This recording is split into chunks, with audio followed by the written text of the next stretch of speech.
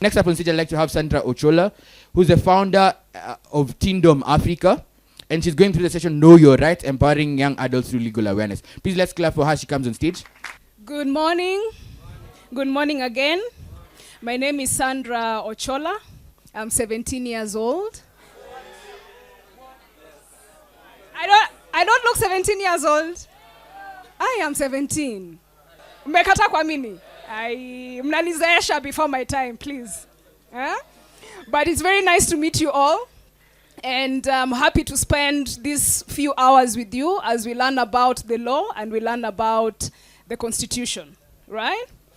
So I want to make it as interactive as possible. I want us to have fun while we learn. Isn't that the goal? So that learning doesn't have to be a boring exercise. Learning can be fun as we get to know each other and learn about the Constitution. So today, because it is about know your rights, I want us to test our knowledge on human rights, and I want to test our awareness on or of the issues that are affecting us as young people. Sindio, see, I'm part of the group now as a young person. Great. So I'll start by asking a guy, and I'll pick randomly. What do you think, or what do you believe, are the issues affecting girls and women in society? My name is Evans Kiama. One of the issues maybe is not being taken seriously. For example, like they're not treated equally when they're given opportunities. For example, even like in government, you see when people are being appointed for leadership positions, most of it is of the male gender. As we speak right now, the 2/3 gender rule, it has not been observed because most of the leaders who have been chosen are male. Mm-hmm. Also in other parts of the country, girls still have the problem of they have not got the opportunity to go to school. They don't have access to education. I think it's about early pregnancies. Mm-hmm. First is early pregnancy. The second is because most of the parents don't think that girls are fit for them to get money because they see that boy child have that capability. So they don't so mind about girls. They mind about boys most. Mm-hmm. That's what I think of. Hi everyone. Hello. I think one of the things affecting ladies is femicide. Nowadays, most of them are being killed by men, but difference the reasons are very different. So what are the reasons? Give us full answer, full. It's like nowadays ladies they can switch men's. Yeah. They switch men because of material things. So if a lady tries to go to another man, the previous man will decide like to revenge, and the form of revenge can be death, killing that lady. Yeah. So ladies, mnasikia? Mnasikia. So when now it will change the tide. Now you guys will tell me whether you agree with the issues they are saying or not. Right? My name is George Kennedy. And for me, I have a very different view. Mm-hmm. I really don't think that there are specific problems for the female gender and for the male gender. What I actually think is that as Kenya or as a society, there are problems that are facing each and every person. It's just that the way men or women react to the problems is what now brings about this entire topic. So for me, I wouldn't say that there's specific problems facing female. Taking the example of what he said about killing the females and stuff like that, you find in most cases like this as something that this male went through that made him to do that. And there's something that, okay, if it's in a relationship, you also find that the woman had a role to play in whatever happened to her. So both of them are in problems that are frustrated, which results to the action of being of the male beating the woman. So I actually don't think that there's specific problems for the female gender and the male gender. Just that all of us experience the problems, but since the society terms the female as inferior or something, so they tend to focus on how the female will react to the problems and not the male gender. So there's actually no specific problems for the female gender or the male gender. Okay. For me, they are in early pregnancy. You know, boys don't get pregnant, of course.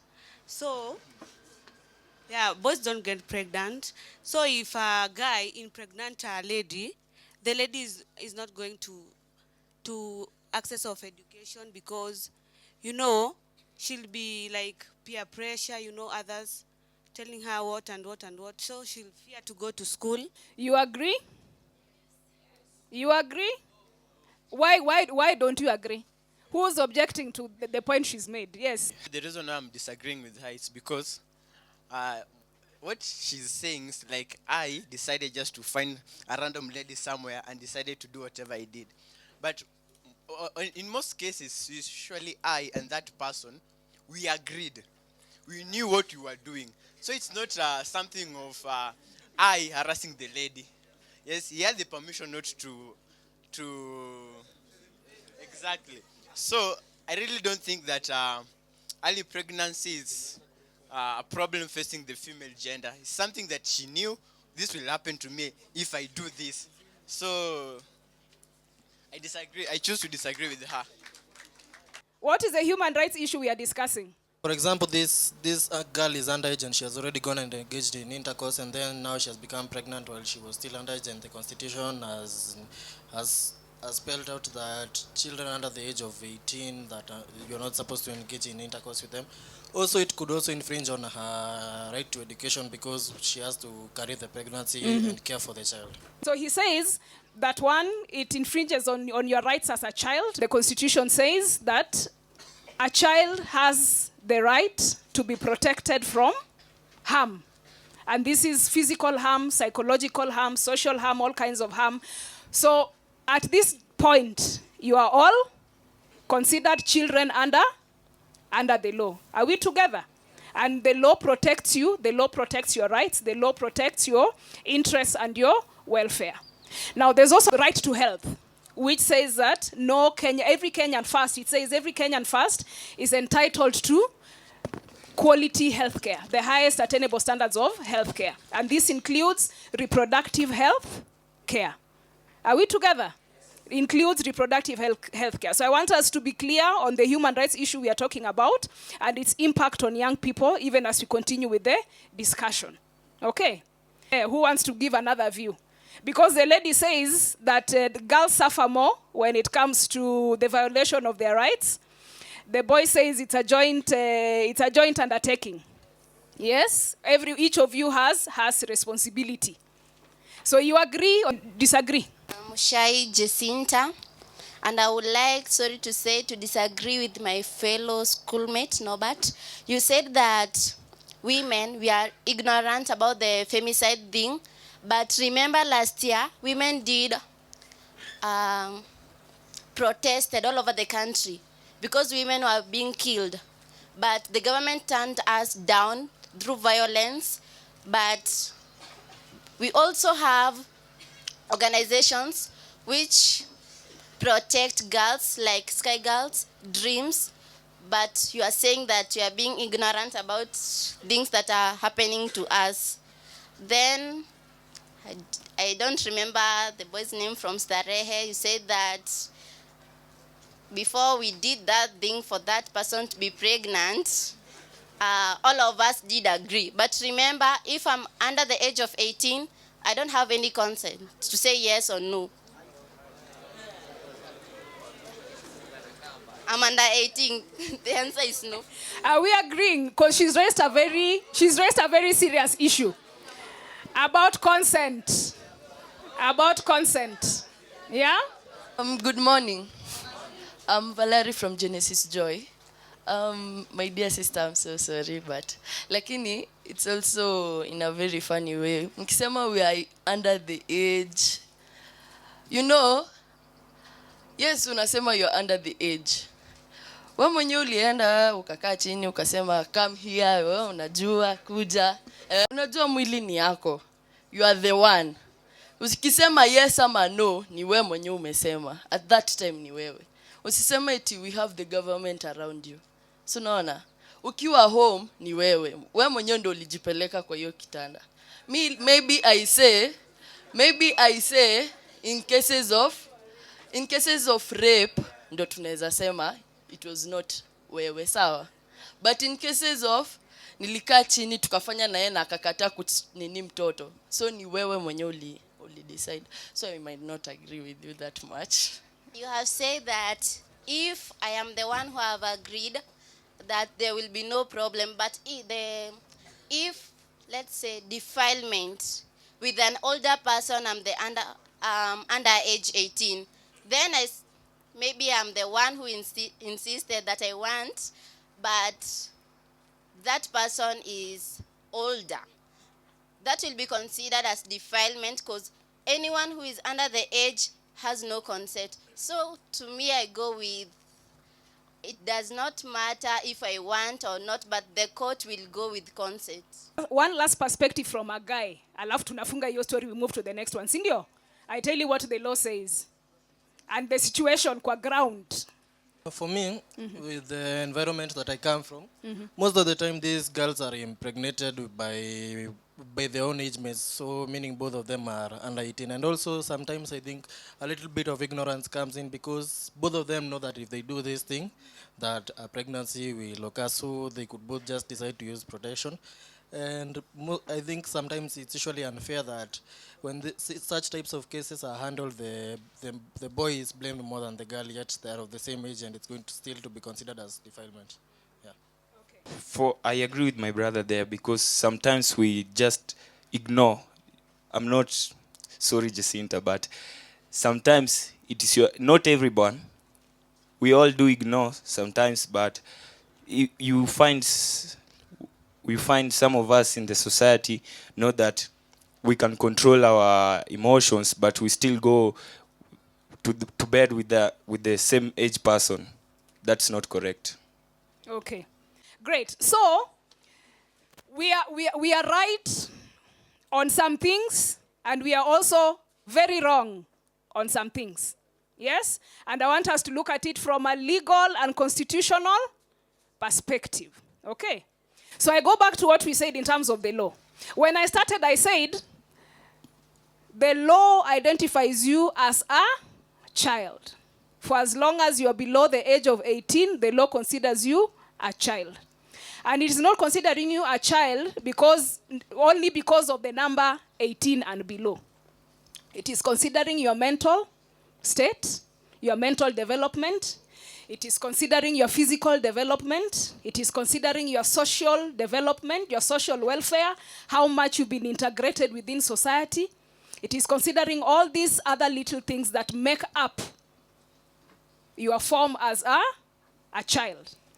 And then now what the law does then, once it has made those considerations, it then ensures that it creates structures and systems to ensure that your interests are protected, so that then as you are transitioning to become a full adult, you are getting to the stage where you are an adult and you are healthy, you are an adult and you are aware of your surroundings, you are an adult and you are able to contribute to the betterment of society.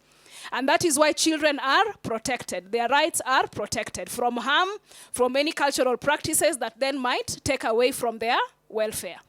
So when the law says 18 and below, one of the things it says is a child cannot give consent. We are together. Yeah, a child cannot give consent. So that it does not matter whether she said yes or he said yes, then he changed his mind. Consent. A child cannot give consent. Okay. So that is why we have laws such as the Sexual Offences Act. How many have read it?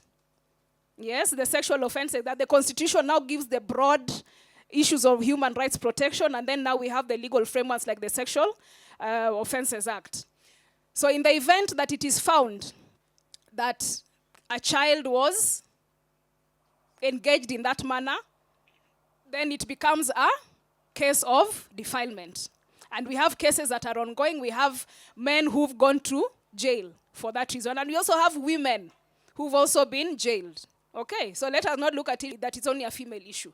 There are also young boys who are being taken advantage of, yes, who their rights are being violated in that manner. And there are women and even men who've been jailed or prosecuted for violating their reproductive health rights. We are together on that point. Great. So now, the issue comes in when it's between teenagers or between children, because the law affords both the boy child and the girl child equal protection. We are together. The law will not say we want to protect the girl child more or the boy child more. It doesn't say that. The law affords everyone equal protection. But now the challenge has been in the application of the law, how the law is being applied. I'll agree with the boy child that there are instances where, like you just said, that the boys, I think it's you who said that the boys are the ones who are held responsible, or the boys are the ones who suffer more in these issues. And again, this now boils down to a social and cultural issue where naturally the society moves towards protecting the girl child more. Okay? Because they say that eventually it's the girl child who will have to drop out of school. It's the girl child who will have to carry the pregnancy to term. So that's why you find there's some bias towards the girl child. Because oftentimes people say the boy child, after the act, he continues with school, life goes on, he gets married to someone else, but it's the girl child who carries the burden and the stigma of carrying the pregnancy, enduring the childbirth, childcare. She carries the evidence of whatever it is that took place. We are together. So that is why you find that there's often a bias, not because the law does not like the law does not like the boy child. There's often that bias. But that bias still does not exist within the law. So I'll give you an instance of a case and a judgment that came from court a while back. There were two teenagers, a boy and a girl.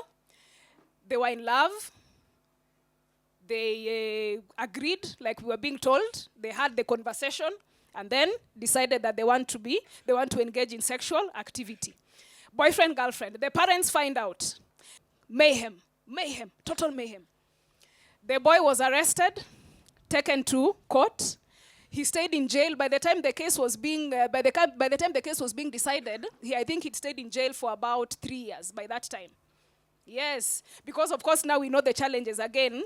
Sometimes with our legal system and our court system, a case can take such a long time before the judgment is given. The case now eventually went to the judge to decide. One of the rulings that was given was that the boy child is also considered a child. Are we together? The boy child is also considered a child. So the boy child must also have equal protection of the law. So that if the law is going, if they're going to claim that the girl child was defiled, then it's also practical to say that the boy child was also defiled in the face of the law. We are together. So the reasoning and the ruling that the judge gave was that instead of locking the young men in jail, our young people should go for more guidance and counseling, right? So that then they are told and they are talked to about the dangers of early sexual activity, which I want to believe we all know. We know something, Sindio? We know something, but not everything. And part of this, taking young people through guidance and counseling so that they do not impair their welfare in the end, is that stakeholders, be it teachers, be it schools, be it the government, should ensure that there is adequate information that's going out to both boys and girls so that they have adequate information for them to make the right choices. While we are here, we are in school, we might have the privilege of knowing certain things, right? Because we are exposed to information, we have WhatsApp, we have all these things, we are able to get that information. But there are some of us who are not so privileged. There are some of us who are challenged in one way or the other. So the information you have about the consequences, there are some young people who might not have the same knowledge. So they should be protected still. We should look at them with compassion, and the law should protect them, and they should get information timely and accurate information on their sexual and reproductive health. Are we together? Yes. So we start from the top to summarize. The Constitution provides for the rights of the child, and it says that children are supposed to be, it defines a child as 18 and under. It says that the children should be protected from all forms of harm, and they have rights to education, they have rights to protection, they have rights to a name and an identity. And then now it also talks about the right to health, which is what we've been discussing. And it says that each and every person has the right to the highest attainable standards of health, including reproductive health. Right? Are we together? Great.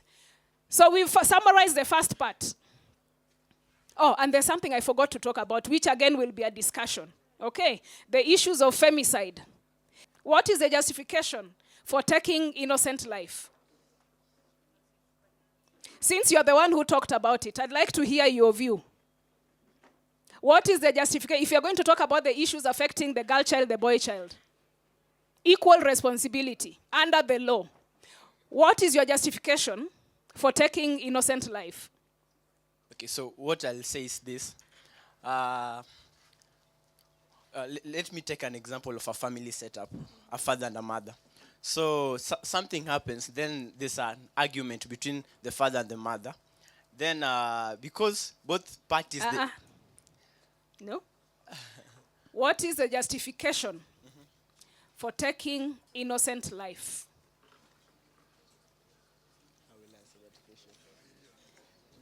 We can say, you can enumerate for us, you say 1, 2, 3, 4, or you can say there's none. Okay, there's none. There's none. We are together. There's no justification for taking innocent life. Not because the person changed men, not because the person raised their hand, not because the person is bad. There is no justification for taking innocent life. There are instances within the law where someone can, when in the event you find yourself in that unfortunate event that you find yourself in the situation, you can always say, this person died because we were either fighting, right? We were fighting and then I hit this person. So you've had those cases. That one then, you are able to mitigate that. It's called mitigation. Those are the things you're going to say in court. I'm mitigating the issue. I didn't intend to take away human life. It happened by accident. And we were fighting, or it was out of anger, or because these instances where they say that someone was taken for a mental exam. People are taken for mental exam to understand what was your state of mind by the time you are taking innocent life. What was your state of mind? Were you mad? Were you angry? What was it? Did you comprehend what you were doing? Because in any society, life is precious. Every person's life matters, regardless of their status, regardless of their class, your life matters. And that is why there are laws to protect the right to life. So back to where we started. There is no justification for intentionally depriving anyone of their life. We are together. So then now we discuss the issues of when you say that girls are sometimes killed because they changed men, they've eaten someone's, the kind of conversations we have towards society. That goes around the law to try and justify in taking the life of another. In the event it happens, there are very many ways for you to react. Go to court. Yes, take the person to, if you say you gave someone money, and then the person says, you've eaten my money, you have not completed the side of the bargain. That is fraud. That is misrepresentation. There's actually a law that you can actually go and rely on. But you do not kill them. You understand? Mm-hmm. In the event that you say someone left you and went to someone else, I don't know which law that one is. At least within our constitution and our laws. Is there a law curbing someone from leaving one going to the other? Is there a law? I haven't heard from it. Yeah? So you do not. That does not justify or entitle you to take the life of someone else. So even as we move forward, that is why I wanted us to have these conversations. All right? So that then we are demystifying and removing myths and correcting each other and supporting each other with our different views. So as we are living here today, the men, we have had the side. There's no justification for murder. there's no justification for femicide. It is against the Constitution. It is against the law. We are together. Okay. So now we move to the second part. And I want to start from this end.